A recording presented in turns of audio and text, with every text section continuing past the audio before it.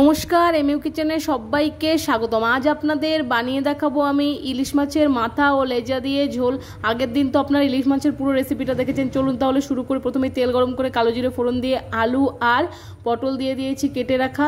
দেখুন নাড়াচাড়া করে নিচ্ছি। অবশ্যই কিন্তু কালো জিরেটা ফোড়ন দেবেন, না হলে কিন্তু ইলিশ মাছের ঝোল একদমই ভালো লাগে না। দেখুন এবার পরিমাণ মতো নুন দিয়ে ঢাকা দিয়ে দেবো। এই দেখুন পরিমাণ মতো নুন দিয়ে দিলাম, ছোটো চামচের 1 চামচ। এরপর আমি ভালো মতো নাড়াচাড়া করে ঢাকা দিয়ে দেবো। আপনারা প্রথম দিন যখন ইলিশ মাছের ঝোল দেখেছিলেন তখন হয়তো ভেবেছিলেন যে কী ব্যাপার, পুরো মাছটা রান্না হলো আর ওই লেজার মাথাটা হলো না। তাই ভাবলাম লেজার মাথা দিয়েও আপনাদের আমি কি করলাম সেটা শেয়ার করি। দেখুন আমি 5 মিনিট পর ঢাকাটা খুলে আরেকবার নাড়াচাড়া করে এরপর আমি বেগুন দিয়ে দিচ্ছি। বেগুন দিয়ে দিয়েছি, এরপর বেগুন দিয়েও ভালো মতো নাড়াচাড়া করে নেব। দেখুন নাড়াচাড়া করে এটাও আমি 2 থেকে 3 মিনিটের জন্য ঢাকা দেবো। যেহেতু আলু আর পটলটা আগে থেকে সেদ্ধ হয়ে গেল ঢাকা দেওয়ার পর, তার জন্য বেগুনটা বেশিক্ষণ ঢাকা দেবো না, ঠিক আছে। আর এমনিতেও বেগুন তাড়াতাড়ি সেদ্ধ হয়ে যায়। দেখুন 2-3 মিনিট হয়ে গেছে। এরপর আমি ঢাকাটা খুলে আবারও নাড়াচাড়া করে নেব ভালো মতো। কে আপনারা এইভাবে সবজি দিয়ে মাছের ঝোল, মানে যে কোনো মাছের ঝোল খেতে পছন্দ করেন অবশ্যই জানাবেন। দেখুন এরপর আমি পরিমাণ মতো হলুদ দিয়ে দিলাম, দেখলেন তো, দিয়ে দিলাম। এরপর আমি নাড়াচাড়া করে নেবো। আর হ্যাঁ, ইলিশ মাছ কে ভালোবাসেন অবশ্যই জানাবেন। আর ইলিশ মাছের লেজার মাথা খেতে কে ভালোবাসেন সেটাও কিন্তু কমেন্টে জানাতে ভুলবেন না।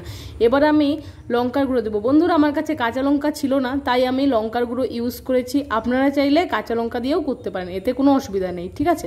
দেখুন আমি ভালো মতো নাড়াচাড়া করে নিচ্ছি। এরপর পরিমাণ মতো ঝোল দিয়ে দিচ্ছি, যতটুকু প্রয়োজন, ঠিক আছে। দেখুন দিয়ে দিলাম। এরপর আমি একটু নাড়াচাড়া করে নেব খুন্তি দিয়ে। এই দেখুন ঝোলটা দিয়ে দিয়েছি। দেখুন কাশ্মীরি লঙ্কার গুঁড়ো ছাড়াই কিন্তু কত সুন্দর কালার হয়েছে। হালকা ঝোলটা ফুটে এলে এরপর মাছের মাথাটা আর লেজাগুলো দিয়ে দেবো, মানে 2টো মাথা আর 2টো লেজা, ঠিক আছে। দেখুন দিয়ে দিলাম। এই দেখুন আগে থেকে আমি ভেজে রেখেছিলাম। এই যে কত সুন্দর লাগছে না দেখতে। এই দেখুন এরপর ভালো মতো ফুটিয়ে একটু নাড়াচাড়া করে নামিয়ে নিলেই তৈরি হয়ে যাবে ইলিশ মাছের লেজা মাথা দিয়ে ঝোল। আপনারা কিন্তু শুধু আলু দিয়ে খেয়ে দেখেছেন ঝোল, আবার বেগুন আলু বেগুন দুটো একসাথেও খেতে, কিন্তু এই পটল আলু বেগুন দিয়ে এরকম ঝোল অবশ্যই একবার বাড়িতে বানিয়ে খাবেন, দেখবেন দুর্দান্ত লাগে। দেখুন কত সুন্দর লাগছে না দেখতে। দেখুন ঝোলটা হয়ে গেছে। এরপর আমি নামিয়ে নেব। আমার ভিডিও আপনাদের কেমন লাগলো অবশ্যই লাইক কমেন্ট শেয়ার সাবস্ক্রাইব করতে ভুলবেন না। চ্যানেলে নতুন হয়ে থাকলে অবশ্যই সাবস্ক্রাইব করে পাশে থাকবেন, আর পাশে থাকা বেল আইকনটি অবশ্যই বাজিয়ে রাখবেন, তাহলে আমি যখনই ভিডিও পোস্ট করব আপনাদের কাছে সঙ্গে সঙ্গে পৌঁছে যাবে। ভালো থাকবেন, সুস্থ থাকবেন, ধন্যবাদ। আবার আসবো নতুন একটা ভিডিওর সাথে।